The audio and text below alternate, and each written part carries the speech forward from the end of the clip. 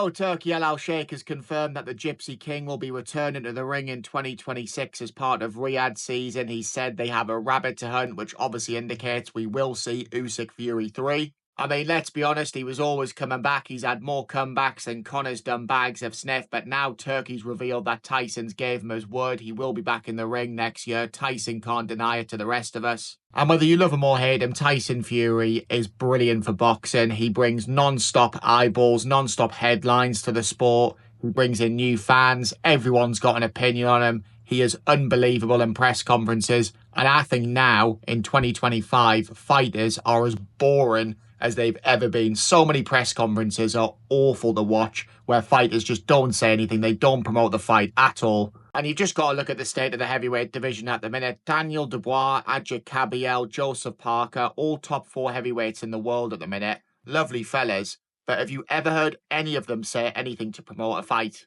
So I'm buzzing he's back. You need personalities, not just in boxing, but in all sport. And I think boxing misses him massively when he's away. So I'm looking forward to his return in 2026. The Usyk trilogy is a hard sell at 2-0. But I'd personally watch it again. I loved both fights. Obviously, Usyk came out on top in both of them, but they were both competitive. Fury did get given a count in round 9 in their first fight, but he was bossing it before then. After 7 rounds, it looked like he was on the verge of stopping Usyk, and then Usyk came on strong. And then their second fight was close and competitive again. I thought that it was 7-5 to Usyk. I actually had the first fight 7-5, but 115-112 with the 10-8 round to Usyk, and then in the rematch 115-113 to Usyk. So for me, Usyk was a clear winner in both, but both were very close fights, and Fury fought well in both of them. He just lost to the better man on the night both times. But realistically, I think the only way the public will buy into a trilogy if Fury comes back with a meaningful win, and then potentially he could fight Usyk next year. And Usyk's last ever fight, Usyk said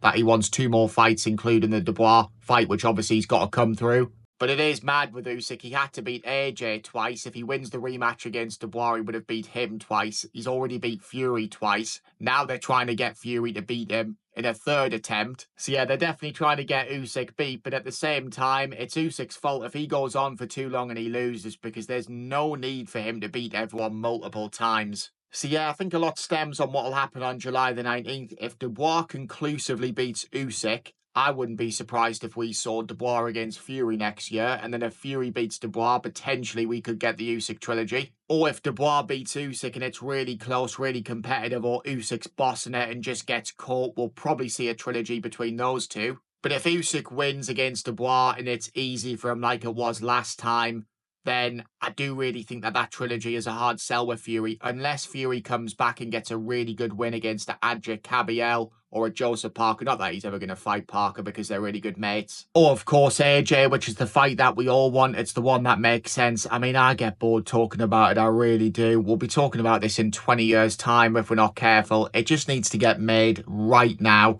They're both pissing around. It makes sense for both parties. It's the biggest fight in Britain still. And if Fury can come back with a win against AJ, which you'd have to say, he'd be a big favourite to beat him at this stage. I've always thought Fury beats AJ at any point in their careers, but especially now, I think AJ would be a massive underdog. He'd definitely have a puncher's chance against Fury, but I think Fury definitely has shown against Usyk twice that he's got a lot more left than what AJ certainly showed against Dubois. AJ's coming back at the end of the year, according to Eddie Hearn, so let's see who he fights. Probably a Jared Anderson, someone like that. And they could do that fight next year. It would sell out Wembley in a heartbeat. It would do unbelievable numbers on the pay-per-view. And all the people who were saying that they wouldn't be interested in it, 100% would be invested in it. Even Simon Jordan. But yeah, let's see. I mean, Fury's been at the IBA event in Turkey, and he has said that he'd fight AJ for the right price. Usyk is his #1 target. He's also talked about fighting Dubois, basically saying he would beat him easy. So let's see what happens. We'll know a lot more after July the 19th. The belts are definitely going to fragment. We've currently got 3 interim champions in the heavyweight division, which is just an absolute joke.